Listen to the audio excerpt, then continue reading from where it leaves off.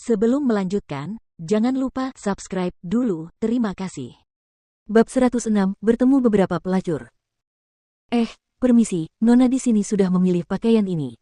Asisten toko mengingatkan dengan nada meminta maaf. Wanita yang merampas pakaian itu adalah wanita yang mengenakan channel. Mendengar itu, dia mengangkat dagunya dengan tidak senang, lalu apakah dia sudah membayarnya? Dia belum melakukannya. Ini bukan milik siapapun sebelum dibayar. Aku menginginkannya, bayarkan sekarang juga. Wanita berjas channel itu memesan seolah-olah itu adalah hal yang wajar. Tepat saat dia selesai berbicara, tangannya tiba-tiba kosong saat pakaian itu terbang kembali ke tangan Ningxi. Wanita di channel itu langsung marah, "Mengapa kamu merampas pakaianku?" Nada bicara Ningxi bahkan lebih tenang, "Bukankah kamu mengatakan bahwa benda itu bukan milik siapapun sebelum dibayar?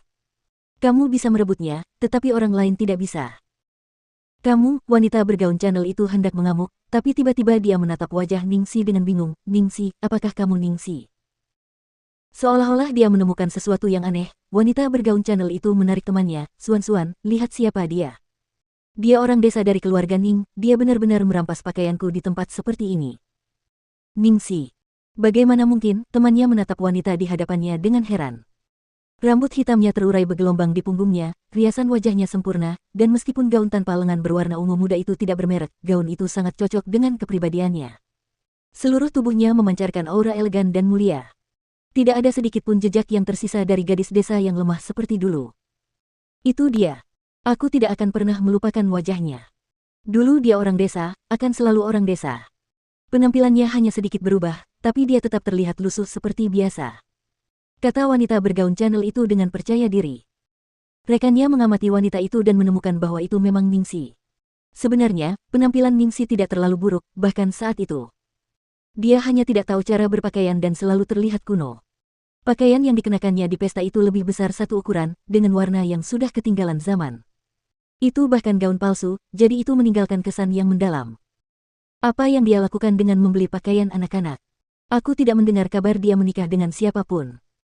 Siapa yang tahu kalau itu bajingan orang sembarangan? Mungkin dia hamil sebelum menikah. Waktu itu, bukankah Suyan mencampakkannya karena dia selingkuh dengan pria lain?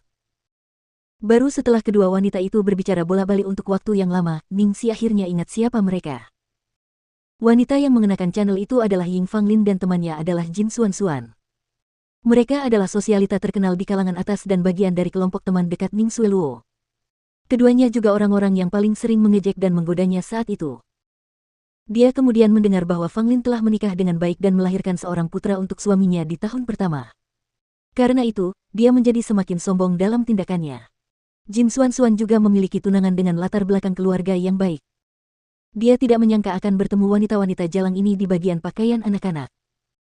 Sepertinya mereka masih belum tahu bahwa dia telah memasuki industri hiburan. Ningxi tidak ingin bertengkar dengan orang-orang ini di depan umum, jadi dia mengabaikan mereka dan berbicara kepada asisten toko, "Nona, tolong bantu saya menghitung ini."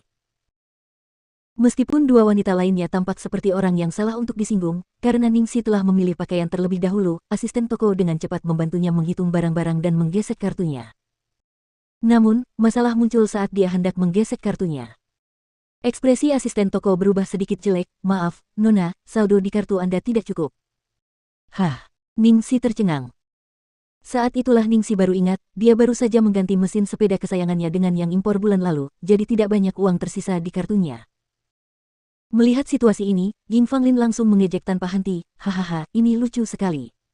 Kamu mencoba pamer padahal kamu tidak punya uang. Kamu hanya mempermalukan diri sendiri." Jin Suan mengangkat bahu dengan nada meremehkan, "Kupikir dia mungkin sedikit membaik setelah belajar di luar negeri selama beberapa tahun ini. Yah, kurasa burung gagak akan selalu menjadi burung gagak, dia tidak akan pernah menjadi angsa." Ying Fanglin yang merasa sombong, memandang ke arah asisten toko, "Nona, Anda akhirnya bisa memberi saya pakaian itu sekarang, kan?" "Baik, Nyonya." Sambil berkata demikian, asisten toko itu mencoba mengambil pakaian di tangan Ningxi. Ningxi bertahan dan tidak mau melepaskannya. Ying Fanglin langsung berteriak, "Apa yang kau lakukan? Kau tidak punya uang dan kau masih berusaha merebutnya dariku. Kau pikir kau masih di desamu?" Ningxi memegang pakaian itu dengan satu tangan, lalu menggunakan tangan satunya untuk mengeluarkan kartu hitam dari tasnya, dan menyerahkannya kepada asisten toko, "Gunakan yang ini."